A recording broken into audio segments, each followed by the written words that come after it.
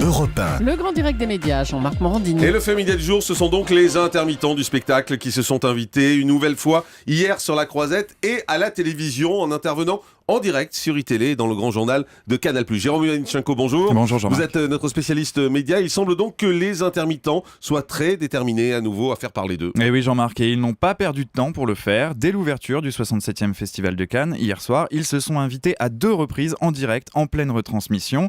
Premier coup d'éclat sur iTélé, c'était à 19h15. Les 2 journalistes Olivier Benkemoun et Mathias Gürtler sont au pied des marches. Soudain, derrière eux, des pancartes apparaissent. On peut y lire « Unédic renégocié » ou encore « Le MEDEF abuse ». Puis un intermittent interrompt les 2 journalistes. Écoutez. Oui, alors on nous dit, les intermittents s'invitent sur cette image, effectivement, Unédic renégocié, etc. C'est vrai que on va parler d'eux cette semaine, qu'ils sont mécontents de ce qui se passe. Mais vous n'êtes pas obligé de vous installer sur le plateau. Non, mais c'est vrai que ce serait bien de parler de nous, parce que personne n'en parle pas, personne n'en parle jamais. Mais on en parlera, ça on vous en promet. Mais on vous le promet, monsieur. On ne parle jamais de nous. Donc on en parlera maintenant, si vous voulez bien. Ça fait juste 11 ans qu'on combat pour des droits sociaux collectifs. Voilà, et on retrouvera Olivier Benkemoun et Mathias Gürtler dans un instant. Voilà, vous avez compris, Laurence Ferrari qui reprend l'antenne, qui coupe l'antenne pour reprendre la maîtrise sur le direct. Voilà, elle interrompt le duplex, mais qu'à cela ne tienne, les intermittents ne désarment pas. 1 heure plus tard, c'est sur le plateau du Grand Journal de Canal+, qu'ils s'invitent. Antoine Decaune accueille Lambert Wilson, le maître de cérémonie du festival. Là encore, quelques intermittents tentent alors de faire entendre leur voix avant d'être coupés dans leur élan par un magnéto où l'on voit Lambert Wilson et Nicole Kidman en train de danser sur un air de karaoke. Écoutez.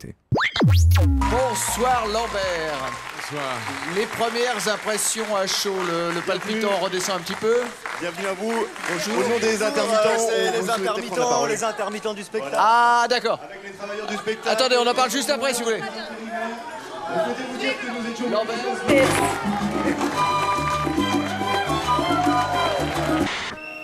Lambert, voilà une petite perturbation des intermittents du spectacle. Nous parlerons si vous le voulez bien. Je dois dire que vous ne lésinez pas sur la mise en scène, hein. Vous y allez à fond. On ne lésine sur rien ici. Alors entre-temps, les intermittents ont donc été évacués, on le comprend. On l'entend aussi au retour en plateau, Lambert Wilson ironise, mais Antoine Decaune promet de parler de nouveau du sujet. On verra ce soir s'il tient promesse. Bon, alors que veulent exactement les intermittents ? Parce que c'est vrai, il disait, ça fait 11 ans qu'ils interviennent régulièrement. On comprend pas ce qui se passe aujourd'hui. Pourquoi ils agissent à nouveau ? Alors, hasard du calendrier, c'est justement hier qu'une nouvelle convention a été validée à la fois par les partenaires sociaux et par le MEDEF, le syndicat des patrons. Cette convention instaure un système de droits rechargeables, mais prévoit aussi un durcissement du régime des intermittents, synonyme selon eux d'une destruction des droits sociaux et d'une baisse des revenus et des allocations. Alors cet accord doit être transmis dans les prochains jours au ministre du Travail, François Rebsamen. C'est lui qui statuera et visiblement il est déterminé à valider rapidement cette convention. Il y a donc urgence pour les intermittents qui profitent de la formidable caisse de résonance du Festival de Cannes pour mettre la pression sur le gouvernement.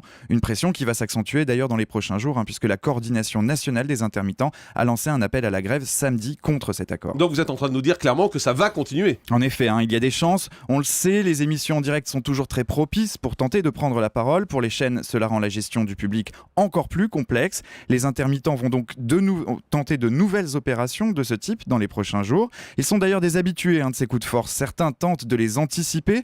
On se souvient lors de la dernière cérémonie des Victoires de la musique au mois de février que Virginie Guillaume avait fait lire un texte ou tenté de faire lire un texte à la chanteuse Zaz pour défendre. Qui n'avait pas voulu le lire d'ailleurs. Qui n'avait pas voulu le lire. Mais en tout cas, elle avait anticipé le coup en tentant de prendre la défense par avance, la défense des intermittents.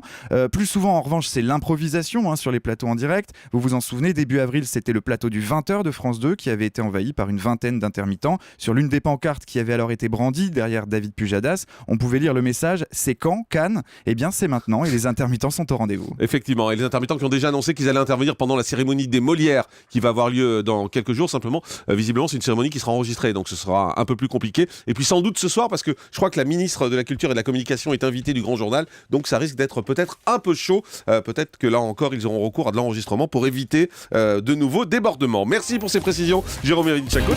Le grand direct des médias, Jean-Marc Morandini.